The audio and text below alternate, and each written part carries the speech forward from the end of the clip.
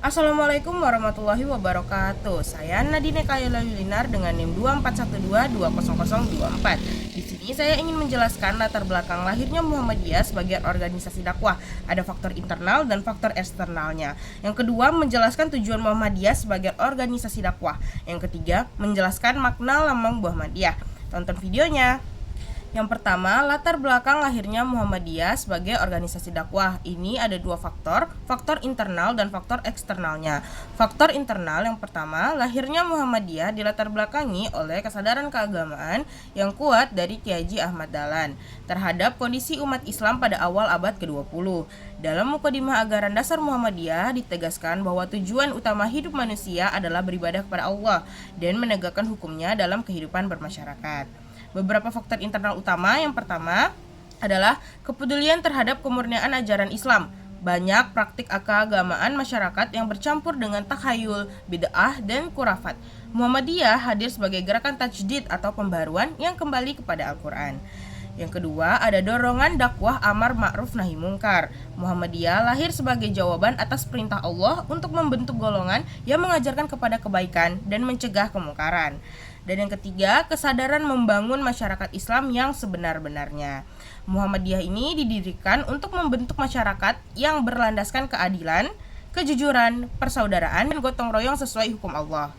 Nah, yang kedua, faktor eksternal. Selain faktor internal tadi, kondisi sosial dan politik saat itu juga sangat berpengaruh. Yang pertama, penjajahan Belanda. Umat Islam mengalami keterbelakangan dalam pendidikan, ekonomi, dan sosial. Muhammadiyah hadir sebagai gerakan dakwah yang aktif dan solutif, bukan hanya ceramah, tetapi melalui amal usaha nyata.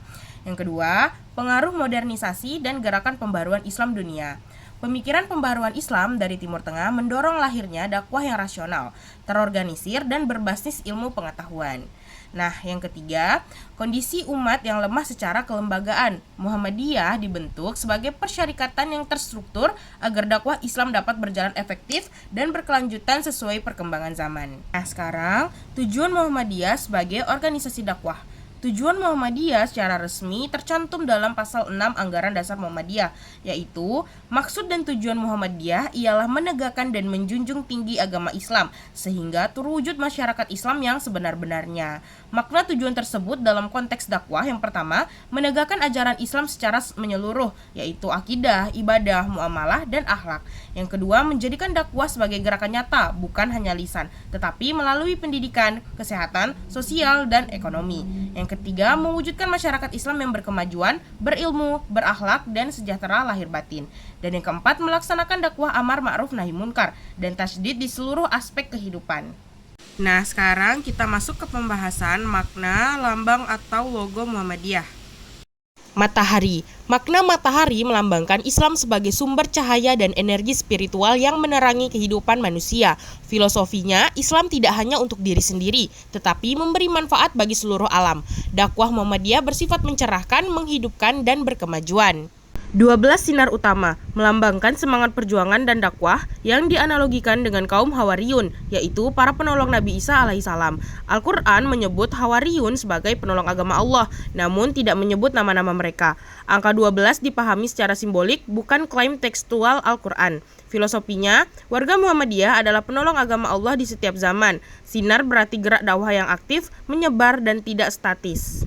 Dalam Al-Quran sama sekali tidak ada menyebutkan nama-nama 12 sahabat Nabi Isa alaihissalam atau yang disebut kaum Hawariyun. Tetapi dalam surah Al-Imran ayat 52 yang berbunyi, falamma ahsana Isa minhumul kufra qala man aksori illallah qala hawariyun nahnu ansarullah amanna billah washhadi bi anna muslimun, yang artinya, maka ketika Isa merasa keingkaran mereka, Bani Israel, dia berkata, siapakah yang akan menjadi penolongku untuk menegakkan agama Allah? Para Hawariyun, sahabat setianya, menjawab, kamilah penolong agama Allah, kami beriman kepada Allah dan saksikanlah bahwa kami adalah orang-orang muslim. Yang artinya, peran utama Hawariyun menjadi penolong agama Allah, mendukung dakwah Nabi Isa alaihissalam secara aktif dan berada di barisan terdepan perjuangan.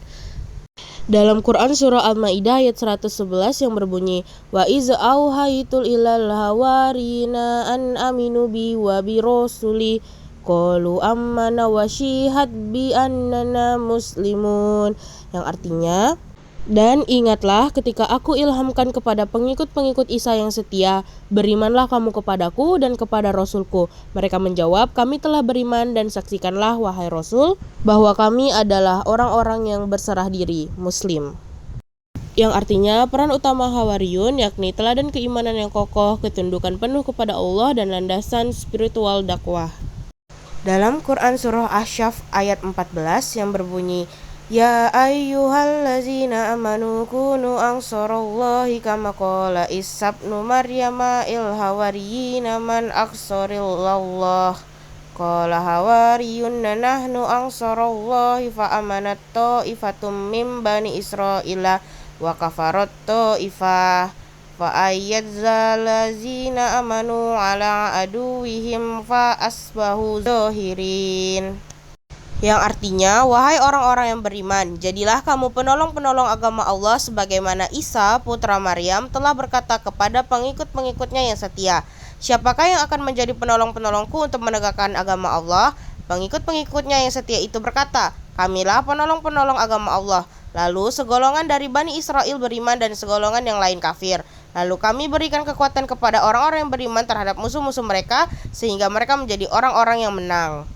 Nah, makna ayat tadi, yang pertama, Allah menjadikan Hawariyun model perjuangan. Yang kedua, umat Islam diperintahkan meneladani peran mereka. Yang ketiga, dakwah bukan pasif tetapi aktif dan berani.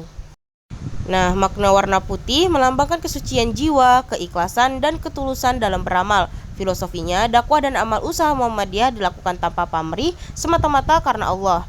Putih juga mencerminkan niat yang bersih dan lurus. Nah, makna warna dasar hijau melambangkan kesejahteraan, kedamaian, dan kehidupan. Filosofinya, Islam membawa ketentraman dan harapan. Muhammadiyah berjuang mewujudkan masyarakat Islam yang adil, makmur, dan berkemajuan. Makna kalimat syahadat menunjukkan bahwa tauhid adalah asas utama perjuangan Muhammadiyah. Filosofinya, seluruh aktivitas Muhammadiyah, pendidikan, sosial, kesehatan, dan dakwah harus berlandaskan keimanan kepada Allah dan Rasul-Nya. Tauhid menjadi sumber moral, etika, dan arah gerakan. Makna tulisan Arab Muhammadiyah menegaskan bahwa Muhammadiyah adalah gerakan Islam yang mengikuti ajaran Nabi Muhammad SAW. Filosofinya, Muhammadiyah bukan agama baru, tetapi gerakan dakwah Islam, berupaya meneladani sunnah Rasulullah SAW dalam seluruh aspek kehidupan. Sekian pembahasan mengenai latar belakang, tujuan, dan makna lambang Muhammadiyah. Semoga mudah dan dapat dipahami. See you next time.